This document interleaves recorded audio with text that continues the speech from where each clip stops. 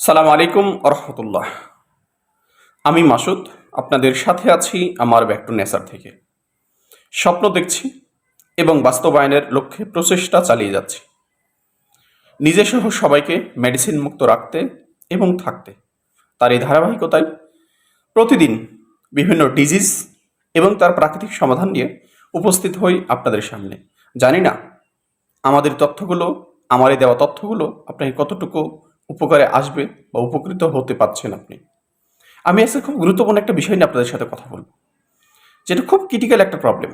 সেটা হচ্ছে যে বিশেষ করে মেয়েদের, তাদের পিরিয়ডের সময় প্রচণ্ড পেট ব্যথা হয়। ব্যথার মাত্রা এত বেশি থাকে যে তাদের সোজা হয়ে দাঁড়ানোটা অনেকটা কষ্টকর হয়ে যায়, মাথার মধ্যে ঘোরায় এবং বমির উপক্রম হয়। অনেক মেডিসিন খেয়েও এই ব্যথা নিয়ন্ত্রণ করা সম্ভব হয় না।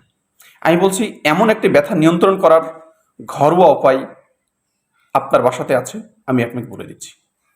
এই ব্যথা সারানোর জন্য আপনি 1 গ্লাস পানি খুব সুন্দর করে ফুটিয়ে নেন। এই ফুটন্ত পানির মধ্যে চা চামচের 1 চামচ ঘি দেন।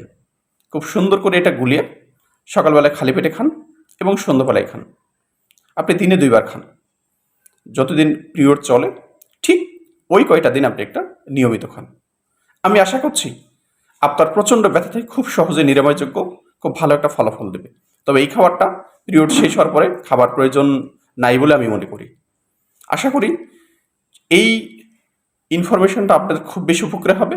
ব্যবহার করেন এবং বাস্তবে উপকৃত হন, এবং কে কোথা থেকে কতটুকু উপকৃত হচ্ছেন প্লিজ অবশ্যই আমাকে কমেন্ট করে জানাতে ভুল করবেন না। সালাম আলাইকুম আ রহমতুল্লাহি অবরাকাতুহ।